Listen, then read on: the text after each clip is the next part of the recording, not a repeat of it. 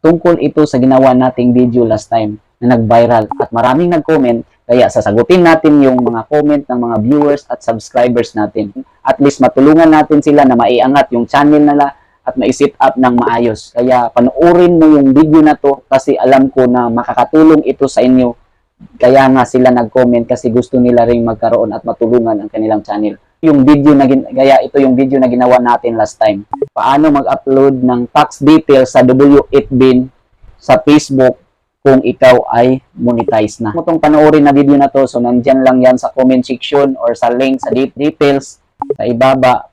Tapos i-click mo lang yan para mapanood. Ma-apply mo rin ito sa iyong Facebook account or iyong channel kapag ikaw ay monetize na. Nung dito, ask ko lang po, okay lang po ba na mag-apply ng tax form kahit kagagawa lang ng page or kapag eligible na po?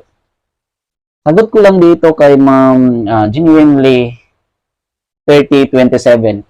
Actually, pwede ka nang mag-apply anytime, pero ito yung advantage and then the disadvantage. I-share ko sa iyo Yung advantage nito, kasi natapos ka na, so wala ka nang ibang gagawin. Kapag monetize, automatic maka-receive ka na lang ng earnings. Pero ang disadvantage nito, kung hindi mo pa na-check yung account mo na meron palang violation or pagdating ng panahon sa palagi mong gumawa ng account or nag-upload ng mga video, pag darating yung panahon na meron kang nagawang violation, tapos hindi pa nag-notify sa iyo na eligible na yung account mo, mawawala din yung pinag-applyan mo na or ginawa mong form details na nag-a-apply ka sa kanila. Kasi automatic ma-hold yung mga yung mga details mo or reject nila possible. Okay, yan po ang disadvantage. Okay? Next na tanong is Cloud-W12MG. Paano malalaman kung verified yung pinasa mong W8bin? So, sa tanong ni Cloud9W2MG, tuturo kasi kaya panoorin mo itong video tuloy-tuloy para malalaman nyo. Kung ikaw nanonood ngayon, panoorin mo itong video, tuturo ko sa iyo kung saan makikita kung verified na yung account mo. So right now, nandito na tayo sa ating cellphones and then hanapin natin yung Facebook apps. Okay, pagkatapos, kailangan lang natin i-click yung tatlong guhit. Diyan. And next, para makasunod, click mo yung Facebook page or profile page mo. Yan. And then hanapin mo yung See Dashboard. Pagkatapos ng See Dashboard na yan, may display yan.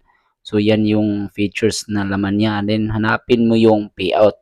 Pag hindi mo nakita yung payout, click mo yung see more. Tapos, yan. Pag hindi mo nakita, wala dyan. So, pero nandyan na lang yan sa itaas kanina. Kita natin. Pero, yan. Click natin yung payout. Pagkatapos, may overview lahat ng transaction. Meron din. And then, ang gagawin mo lang ay puntahan yung settings. Click mo yung settings.